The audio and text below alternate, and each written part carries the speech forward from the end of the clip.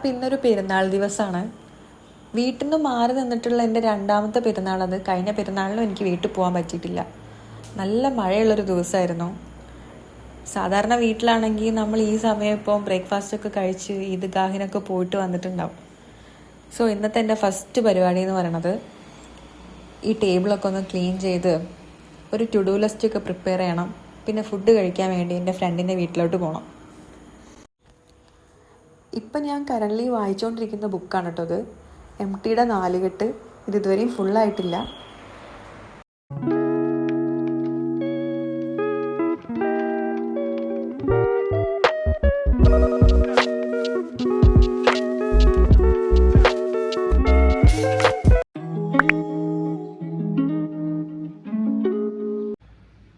Hi, അപ്പം ഞാനിപ്പോൾ ഒരുങ്ങിയിട്ട് പാത്തുവിൻ്റെ വീട്ടിൽ പോവാണ്.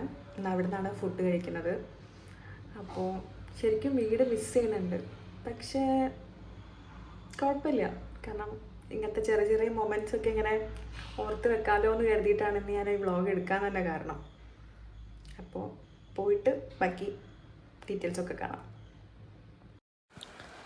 പണ്ടൊക്കെ ഈദ് വന്നാൽ മതി, അത് മന്ത് എൻഡിൽ വരണോ, മന്ത് ഫസ്റ്റ് വരണോ, മന്ത് മിഡിൽ വരണോ, അങ്ങനെയൊന്നും ഞാൻ ആലോചിക്കാറ് പോലുമില്ല.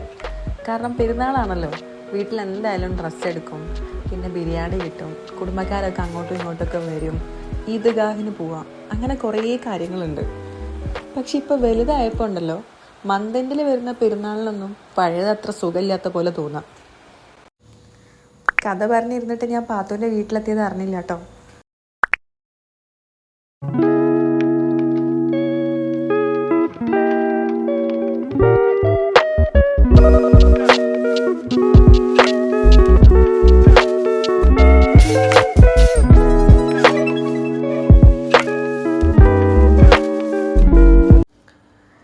ബിരിയാണി കഴിച്ചിട്ട് ഞാൻ ആദ്യം പോയത് ഫർസനെ കൊണ്ട് കയ്യിൽ മൈലാഞ്ചി ഇടിപ്പിക്കാനാട്ടോ. നല്ല രസമായിട്ട് ഫർസ ഇട്ട് തന്നിട്ടുണ്ട്. മൈലാഞ്ചിൻ്റെ ഒരു വീക്ക്നെസ്സാണ്. ഞാൻ എല്ലാ പെരുന്നാളിലും മിസ് ചെയ്യാത്ത ഒരേ ഒരു റിച്വൽ എന്നൊക്കെ പറയാം, മെഹന്തി ഇടൽ. അത് കഴിഞ്ഞിട്ട് ആസ് യൂഷ്വൽ കുറച്ച് ഫോട്ടോ സെഷനൊക്കെ കഴിഞ്ഞിട്ട് ഞങ്ങൾ ഗേൾസ് എല്ലാവരും കൂടി പുറത്തൊരു ഐസ്ക്രീം കഴിക്കാൻ വേണ്ടി നടക്കാൻ വേണ്ടി പോയിട്ടോ. അത് നല്ല രസമായിരുന്നു.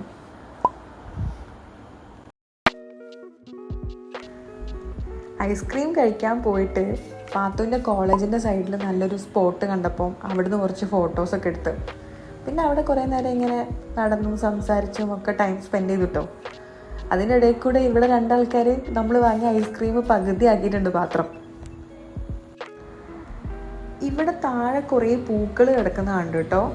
മുല്ലപ്പൂവാണെന്ന് കരുതിയിട്ടാണ് ഞാൻ എടുത്തത്. മുല്ലപ്പൂ തന്നെ, പക്ഷെ നമ്മളൊരു സ്ഥിരം കാണുന്ന ഒരു ടൈപ്പ് ഓഫ് മുല്ലപ്പൂ അല്ല. അത് കുറേ പാത്തുവിൻ്റെ തലയിൽ വെച്ച് കൊടുത്തു. പിന്നെ അത് വെച്ച് കുറേ ഫോട്ടോസൊക്കെ എടുത്തു. നല്ലൊരു സ്പോട്ടായിരുന്നു. അവിടെ കുറച്ച് നേരം ടൈമൊക്കെ സ്പെൻഡ് ചെയ്തു.